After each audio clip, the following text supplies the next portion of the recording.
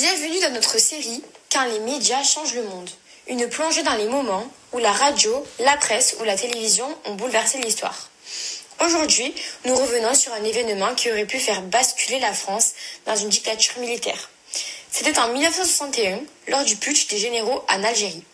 Et ce jour-là, c'est la télévision qui a sauvé la République. Le 21 avril 1961, 4 généraux de l'armée française en Algérie refusent la politique de décolonisation engagée par le général de Gaulle. Ils déclenchent un coup d'État à Alger. Leur objectif ? S'opposer à l'indépendance de l'Algérie et faire pression sur le gouvernement français. C'est un acte grave.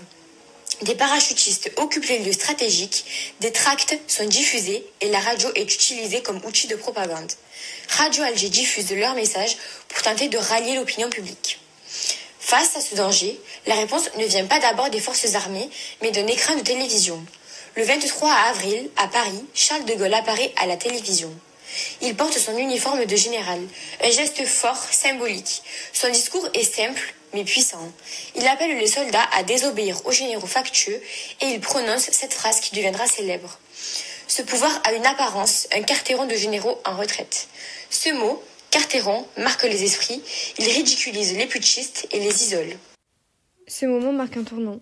À l'époque, la télévision est encore récente, mais elle a un impact énorme. Des millions de Français regardent ce discours. Pour la première fois, un président utilise l'image télévisée pour restaurer l'autorité de l'État. De Gaulle ne passe pas par les journaux ou par la radio comme d'habitude. Il parle directement à la nation en regardant la caméra. Et ça fonctionne. Les troupes restent fidèles à la République, le putsch échoue, la démocratie est sauvée. Grâce à un message télévisé de quelques minutes. Cet événement montre à quel point les médias ne sont pas neutres. Ils peuvent être des outils de manipulation comme les généraux l'ont fait avec la radio. Ils peuvent être aussi une arme pour la démocratie, pour mobiliser l'opinion, rassurer, convaincre. C'est la preuve que les révolutions techniques de l'information, ici la télé, changent profondément la société.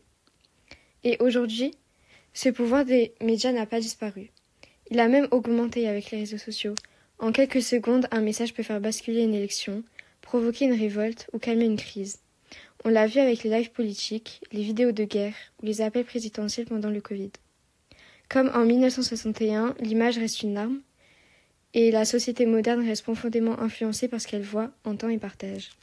Le putsch de 1961 n'a pas seulement été une crise militaire, c'était aussi une guerre de communication.